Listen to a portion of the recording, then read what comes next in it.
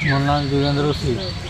ଏସବୁ 150 ମଇଁଷି କେଉଁଠିକି ଯାଉଥିଲା, କେଉଁଠିକି ନେଉଥିଲ? ଇଏ ବାଲିଗଡ଼ିଆ। ବେଙ୍ଗଲ? ହଁ। ଏ ତ ବେଙ୍ଗଲକୁ ଚାଲାଣ ହେବା ତ ବେଆଇନ, କେମିତି କାହିଁକି ନେଉଥିଲେ?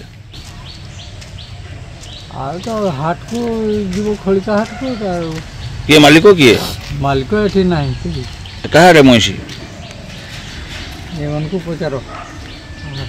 ସେ ଆମର ମୁଡ଼ିଆ ଲୋକ, আমরা জানি না মানে। କିଏ ପଠେଇଥିଲା ଯେ ମଇଁଷି ଖାଇଦେବା ପାଇଁ? সে আমাদের একটা লোক এসেছিল শিকারে। একজন কারে নিয়ে କିଏ ଏଟା, ତାର ନାମ କ'ଣ? সেলিম সেলিম ସେଲିଫ? କ'ଣ সেলিম সেলিম ସଲିମ? କେଉଁଠିକା ଲୋକ? সে কালো চলে গেছে। କେଉଁଠି ତା ଘର? ওই বেঙ্গলে থাকে, এইদিকে লেবার নিয়ে কাজ করে। এটা କେଉଁଠୁ ଆସୁଥିଲା ସବୁ? ଆଣୁଥିଲ କେଉଁଠୁ? চাঁদবালি।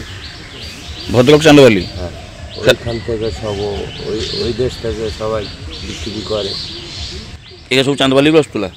ଏତେ ବାଟରୁ ଚଲେଇ ଚଲେଇ ଆଣୁଥିଲ? আর এমনি কিনে নিয়ে হাঁটতে হাঁটতে সবাই যায় অনেক দিন ধরে। ଆଉ କୌଣସି ମଝିରେ ଥାନାବାଲା କେହି ଅଟକେଇ ନାହାନ୍ତି? না আটকায় না, আটকালে আবার পয়সা পয়সা নিয়ে ছেড়ে দেয়। ପଇସା ନେଇ ଛାଡ଼ି ଦିଅନ୍ତି? କେତେ ଥାନାରେ কেତେ পয়সা দিও? ওটা বলতে পারবো না কত। সে মালিক দিয়ে? যা হয় ওদের সাথে, আমাদের সাথে কোনো কথাই হয় না। আমরা সারা দিন কাজ করি, রাতে এক শ্বাস খাই, আর রাতে মানে দুপুরে আর বিস্কুট ফিস্কুট খেয়ে রাতে মানে মোট চালায় এইরকম। ଦେଖନ୍ତୁ ପ୍ରଥମ ତ କହିବି, ଏଇ ଯେଉଁ ସଫଳତା ମୋରଡ଼ା ପୋଲିସ ପାଇଁ ଗୋଟେ ଗର୍ବର ବିଷୟ ଏବଂ ଖୁସି ଖବର ଏ ଅଞ୍ଚଳ ପାଇଁ। କାରଣ ଏ ହେଉଛି ମୋରଡ଼ା ହେଉଛି ଗୋଟେ ସୀମାନ୍ତ ଅଞ୍ଚଳ ଏବଂ ଉପାନ୍ତ ଅଞ୍ଚଳ। ଏଠି ପଡ଼ୋଶୀ ପଶ୍ଚିମବଙ୍ଗକୁ ମୋରଡ଼ା ବଜାରରୁ ମାତ୍ର 6 କିଲୋମିଟର ଦୂରତା, ଯାହାକି ଏଠି ଅପରାଧ ଘଟେଇ ସାଙ୍ଗେ ସାଙ୍ଗେ ଆତ୍ମରକ୍ଷା ପାଇଁ ପଶ୍ଚିମବଙ୍ଗ ଅଞ୍ଚଳକୁ ପଶିଗଲେ ପୋଲିସ ପାଇଁ ଆଇନଗତ ସମସ୍ୟା ସୃଷ୍ଟି ହୋଇଥାଏ। ତେବେ ଏଇ ଯେଉଁ ଗୋରୁ ମଇଁଷି ଗୁଡ଼ାକ 185 ମଇଁଷି ଚାନ୍ଦବାଲିରୁ ଆସିଲା ଏବଂ ଯେଉଁମାନେ ଆଣୁଥିଲେ ସେମାନେ କହୁଛନ୍ତି ବିଭିନ୍ନ ଥାନାରେ ଚାନ୍ଦା ଦେଇକି ଆସିଛନ୍ତି। ଏ ଗୋଟେ ବର୍ତ୍ତମାନର ସରକାର ପାଇଁ ଏ ଗୋଟେ ଲଜ୍ଜାଜନକ ଘଟଣା ନୁହେଁ କି?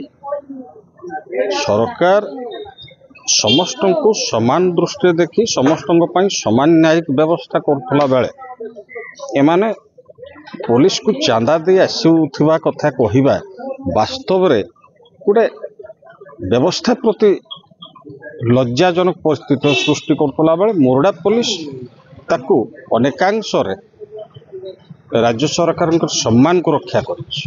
ତେଣୁ ମୁଁ ମୋରଡ଼ା ପୋଲିସକୁ ଧନ୍ୟବାଦ ଦେବି। ତ ବଡ଼ କଥା ହେଉଛି ଏଠି ଯେତେବେଳେ ଆସୁଛି ପଣ୍ଡା ହେଉ, ମଇଁଷି ହେଉ କିମ୍ବା ଗୋରୁ, ରାସବିନ୍ଦପୁର ଥାନା ଦେଇ ଆସୁଛି, କେତେବେଳେ ମୋରଡ଼ା ଥାନା ଦେଇ ଯାଉଛି, କେତେବେଳେ ଶୋଳିଆପଦା ଥାନା ଅଞ୍ଚଳ ଦେଇ ପାସ୍ କରୁଛି ଏବଂ ବାଙ୍ଗିରିପୋଷି କୁହନ୍ତୁ କି ଝାରପୋଖରିଆ ଥାନା, କରଞ୍ଜିଆ କୁହନ୍ତୁ କି ଠାକୁରମୁଣ୍ଡା, ରରୁଆଁ କୁହନ୍ତୁ କି ଯଶୀପୁର, ଏହି ଅଞ୍ଚଳ ଦେଇ ମୁଖ୍ୟତଃ ଗୋରୁ ବେପାରୀମାନେ ଗୋରୁ ଚାଲାଣ କରୁଛନ୍ତି ଏବଂ ଯେଉଁଭଳି ଭାବରେ ଚଲେଇ ଆଣିଲେ ଗୋଟେ ଦୟନୀୟ ଅବସ୍ଥାରେ ଆଣିଛନ୍ତି, ଯାହାକି ଆଇନଗତ ଦୃଷ୍ଟିରୁ ଏ ଗୋଟେ ଦଣ୍ଡନୀୟ ଅପରାଧ। ତେଣୁ ମୁଁ ଆଶା କରିବି ପୋଲିସ ଏ ଦିଗରେ ଆଇନଗତ ବ୍ୟବସ୍ଥାକୁ ଠିକ୍ ଭାବରେ କାର୍ଯ୍ୟକାରୀ କରିବ ଏବଂ ଏ ପଶୁମାନଙ୍କୁ ନ୍ୟାୟ ଦେବା ପାଇଁ ଚେଷ୍ଟା କରିବ।